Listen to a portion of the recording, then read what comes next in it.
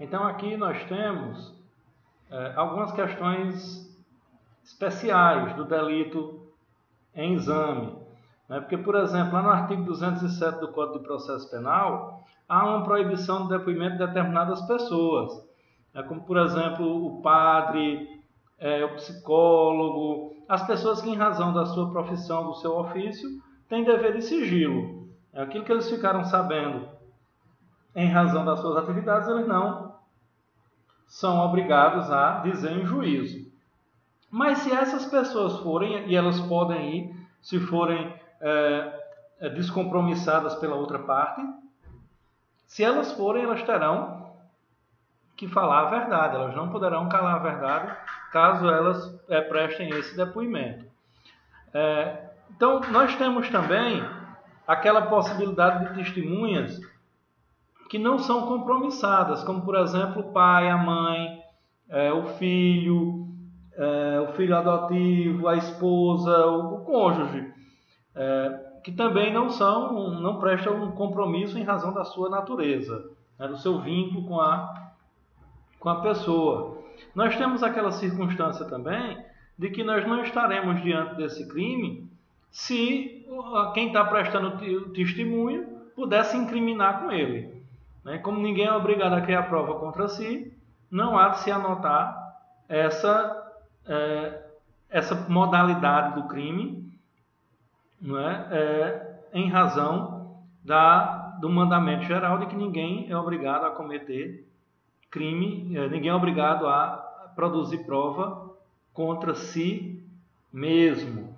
E há um entendimento majoritário na doutrina e na jurisprudência de que não há possibilidade de coautoria ou participação nesse delito. Ele é de autoria exclusiva, ninguém pode participar do falso testemunho de ninguém. Assim como ninguém pode depor falsamente por ninguém. Então, essas questões aí são questões interessantes. Por quê? Porque o tipo ele traz, na verdade, 3 possibilidades de consumação, de ação do sujeito, que é fazer a afirmação falsa, que é uma ação, negar a verdade, que também é uma ação, porque você foi perguntado e disse uma inverdade, ou calar a verdade, que é uma omissão.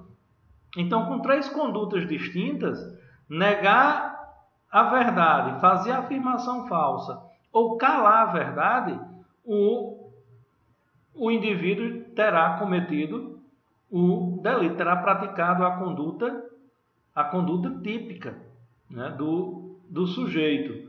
Claro que única e exclusivamente possível na modalidade dolosa.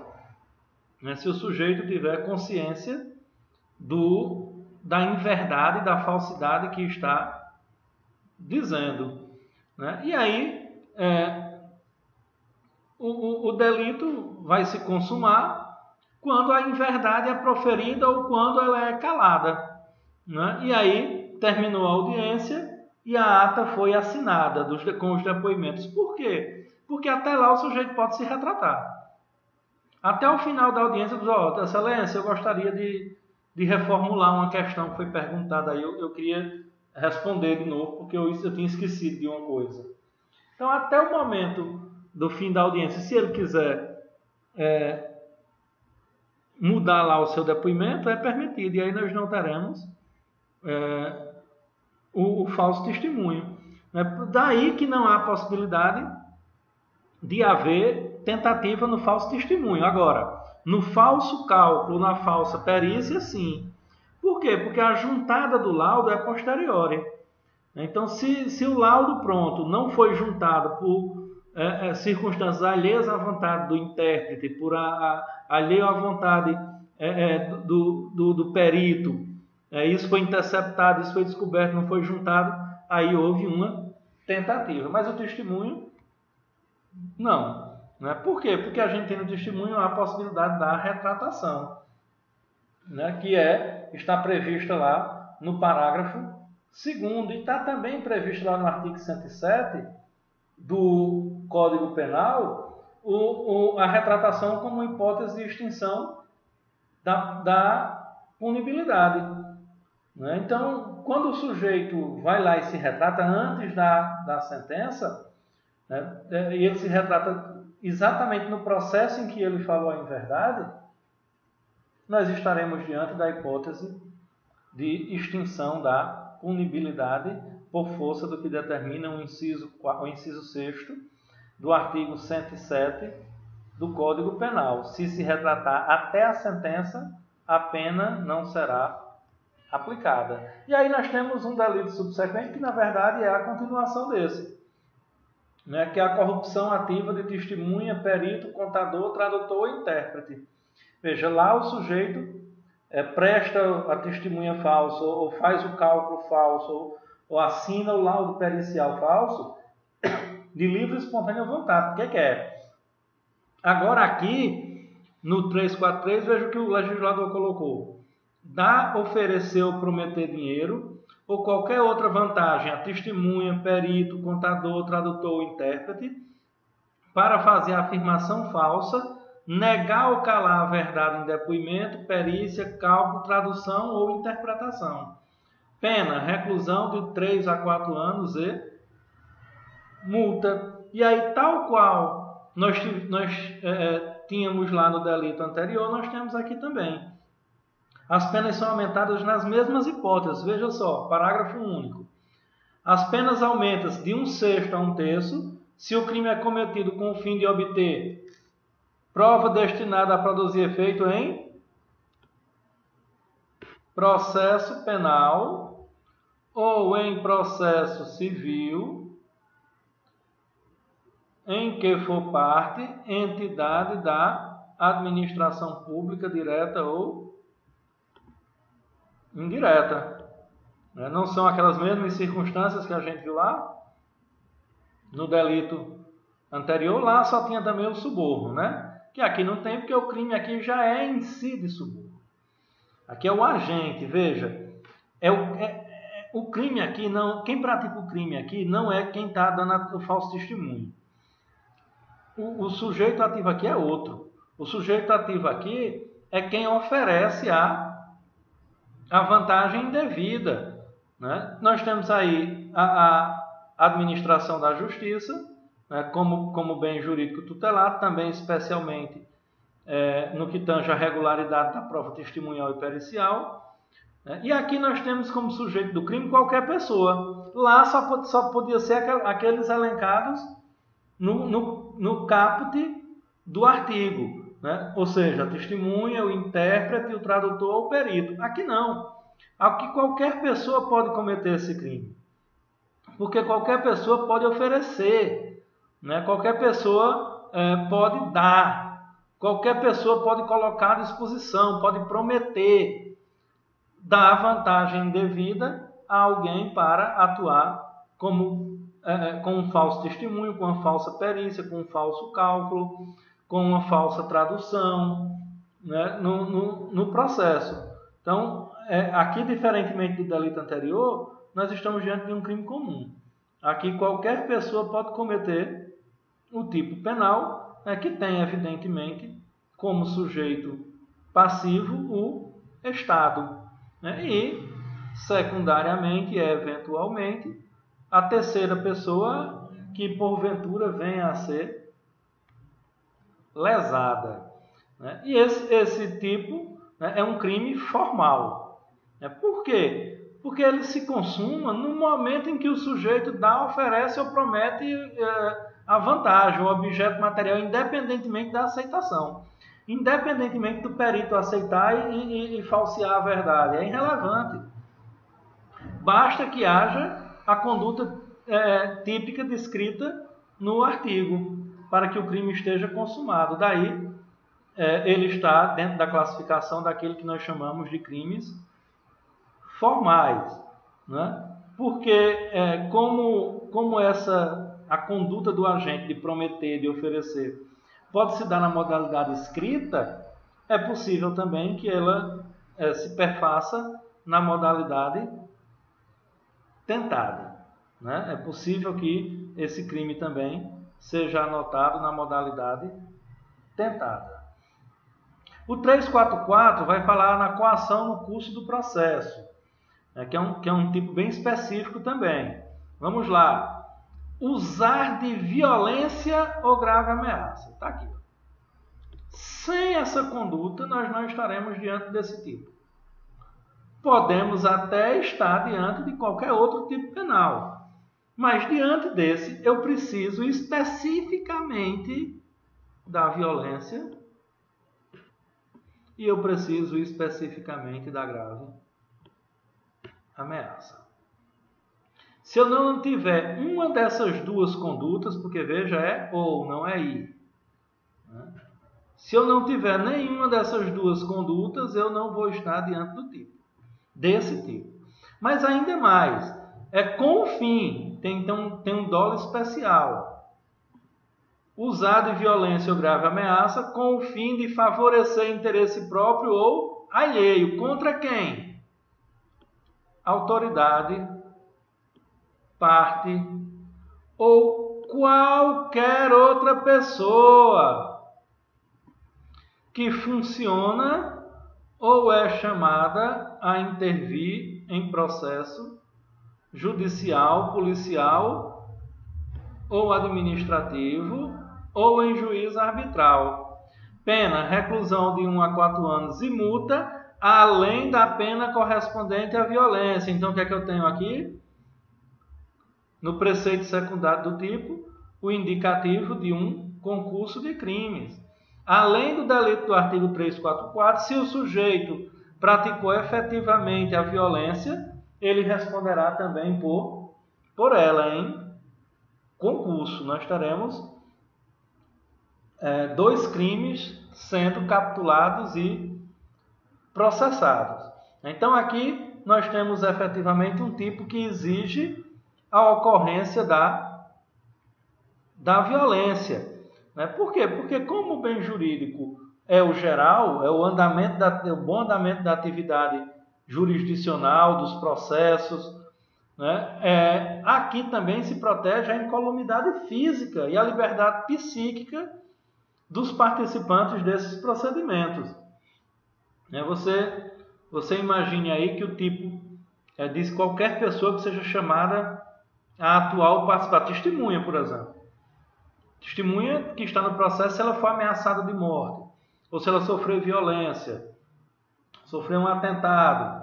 Então, tudo isso precisa estar bem estabelecido para que o tipo esteja consumado. Por quê? Porque além de proteger a administração da justiça, eu também estou protegendo aqui a integridade, a incolumidade das pessoas que participam de um processo judicial, porque não é de bom tom, não convém para o Estado Democrático de Direito que as pessoas participem de um processo judicial sendo ameaçadas, sofrendo violência para atender o interesse de A ou de B de uma das partes que figuram no processo. É um tipo comum, qualquer pessoa pode figurar no polo ativo e no polo passivo. Aqui claramente, além do Estado, é a pessoa que foi vítima da violência, que pode ser a autoridade, a parte, o juiz, o promotor, o réu, o delegado, o escrivão, o intérprete, o perito, a testemunha, foi chamado para participar do processo. Qualquer uma dessas pessoas figura no polo passivo, como sujeito passivo, porque sujeito ativo é qualquer pessoa. E aí esse tipo vem caracterizado lá no seu verbo nuclear, no seu tipo objetivo, pelo verbo usar, que é empregar, utilizar de quê? De violência física ou de grave ameaça. É por isso que a doutrina tem se referido a esse tipo como o quê? Como uma modalidade especial de constrangimento ilegal. Só que voltado especificamente para o curso do processo.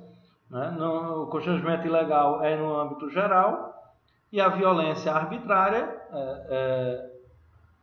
a coação no curso do processo, lá do artigo 344, é especificamente para a violência ou constrangimento, a grave ameaça que foi praticada durante o curso do processo judicial.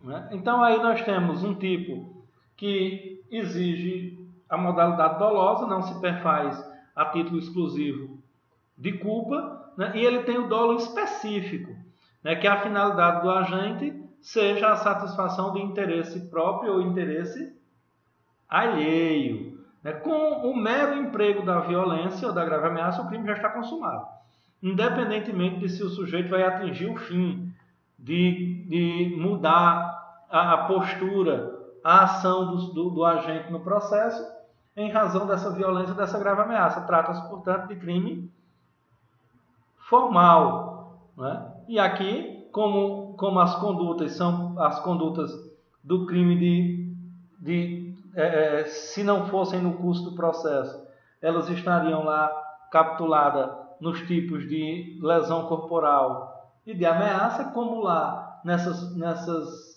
figuras típicas é possível a tentativa, aqui também ela será anotada como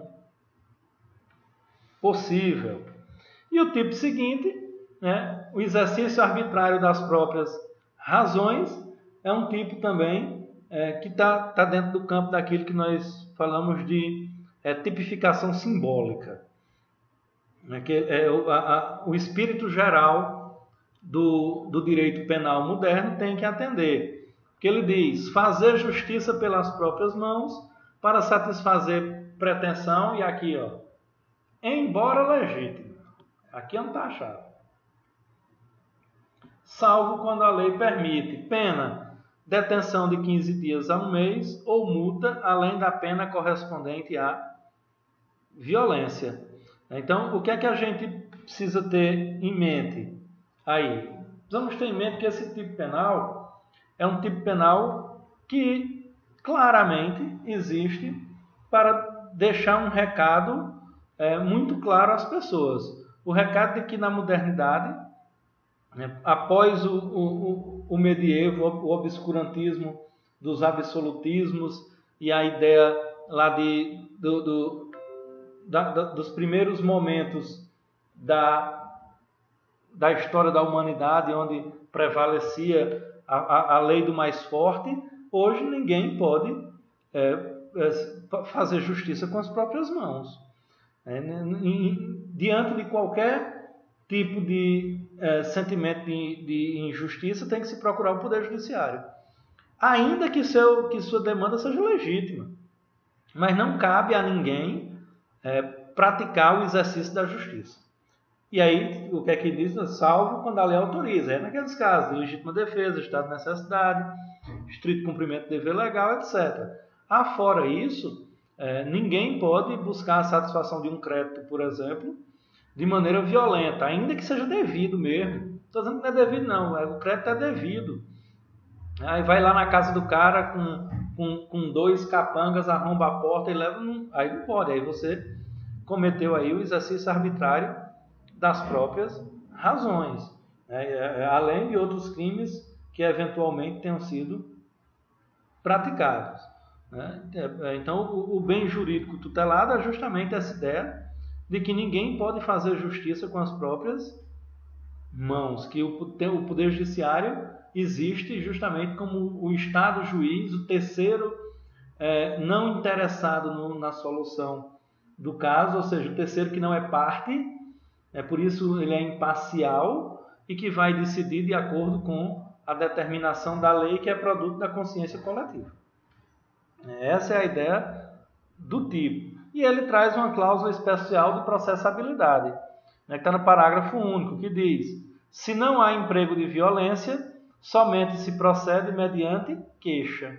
Ora, se houve violência, ação penal pública incondicionada. Mas se não houve violência, de fato, é preciso que haja uma queixa e, portanto, a ação penal se torna de natureza privada. Crime comum pode ser cometido por qualquer pessoa. O Estado figura no polo passivo e é eventualmente a pessoa que foi atingida pelo tipo e, evidentemente, o que ele busca é a proibição da vingança privada, cabendo àquele que se sentir lesado por alguém recorrer ao Poder Judiciário para satisfazer a sua prevenção. Ninguém pode fazer justiça com as próprias mãos, né? Só existe na modalidade dolosa o tipo penal, né? Não prevê a modalidade culposa. E na hora que a conduta especificada no tipo for praticada, o tipo já está consumado. O crime já está consumado, é crime formal, né? Havendo aí a violência, a ameaça, a fraude, ainda que com isso não se consiga satisfazer a sua pretensão, o crime estará consumado. No 347, nós vamos ter a fraude processual, que é um crime muito comum de ser anotado junto com a prática de outros crimes, principalmente crimes contra a vida, crime de homicídio, por exemplo. Por quê? Porque diz o 347, inovar artificiosamente na pendência de processo civil ou administrativo o estado de lugar ou de coisa ou de pessoa com o fim de induzir a erro o juiz ou o perito. Pena, detenção de 3 meses a 2 anos e multa. Aí o parágrafo único vai dizer, como causa de aumento de pena, se a inovação se destina a produzir efeito em processo penal, ainda que não iniciado, as penas aplicam-se em dobro. Então aí é quando você mudou a cena do crime, limpou o chão, estava melado lá de sangue, alterou a cena tirando o corpo do lugar. Tudo isso aí você está buscando enganar, iludir os peritos que irão fazer lá os laudos. E quando você faz isso, você está inovando artificiosamente no curso do processo. Nós estamos diante de uma fraude processual, que aí, nesse caso, o bem jurídico tutelado é justamente o desejo e a necessidade que o Estado juiz, julgador, o Estado judiciário tem de evitar as fraudes no curso do processo. Trata-se de crime comum, que pode ser praticado por qualquer pessoa, e o sujeito passivo como em todos os outros casos, é o Estado.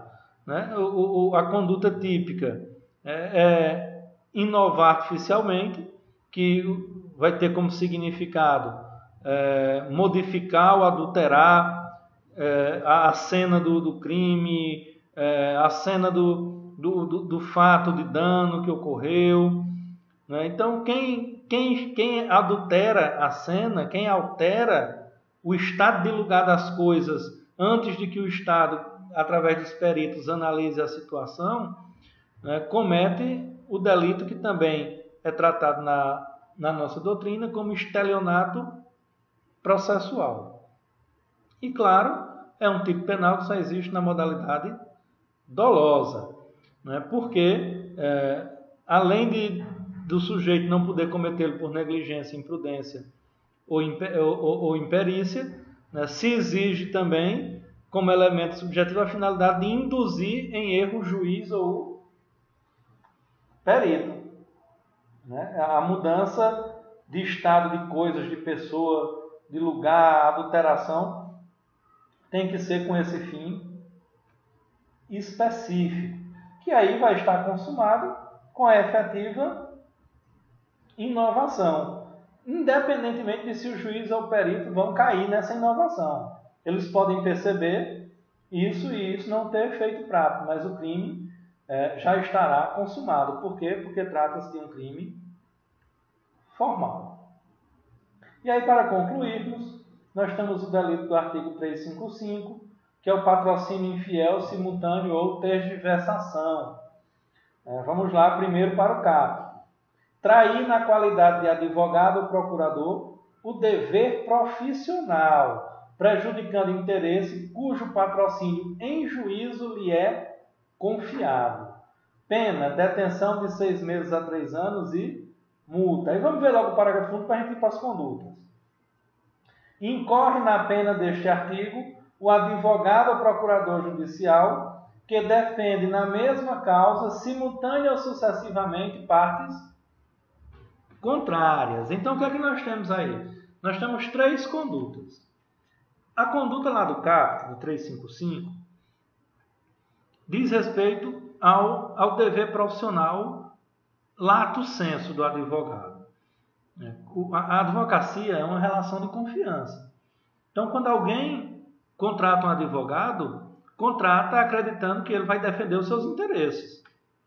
Evidentemente, desde que sejam interesses legítimos. Se o interesse é ilegítimo, não há de se falar na prática do delito.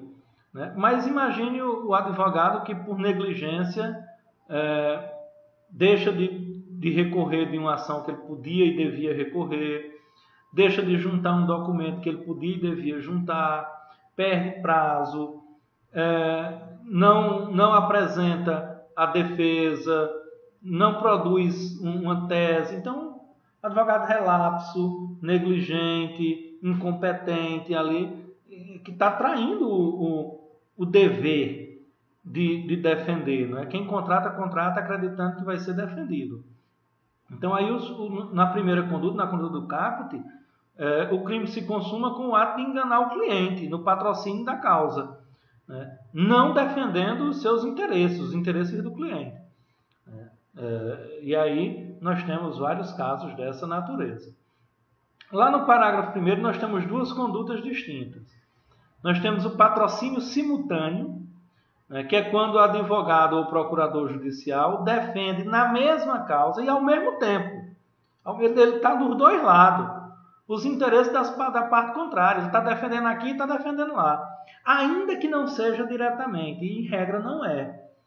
É quando ele tem um terceiro interposto que está do outro lado atuando de acordo com os ditames que ele quer que a outra parte atue. Então ali, quando no mesmo processo o advogado está defendendo interesses de denunciante e denunciado, por exemplo, ele está cometendo o delito de patrocínio simultâneo.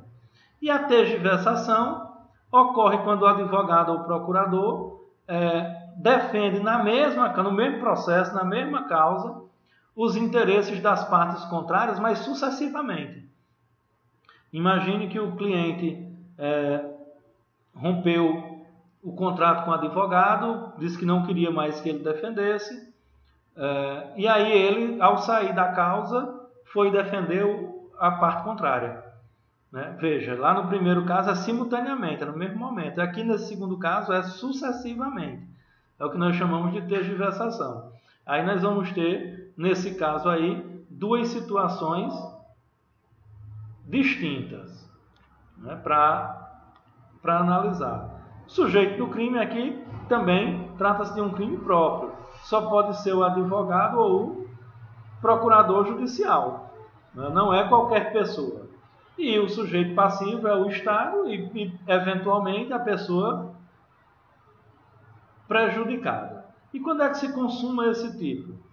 No primeiro caso, no patrocínio infiel, ocorre com a efetiva produção do prejuízo lá. Prejuízo material, prejuízo moral, processual ao cliente. E nas outras duas formas, no patrocínio simultâneo e na tergiversação, com a realização de qualquer ato processual. Cometeu o ato processual, o crime já estará efetivamente praticado. E aí nós temos a possibilidade de tentativa nas três modalidades. Com isso nós encerramos aqui essa parte dos crimes contra a administração da justiça. Ok? Forte abraço a todos e todas. Até a próxima.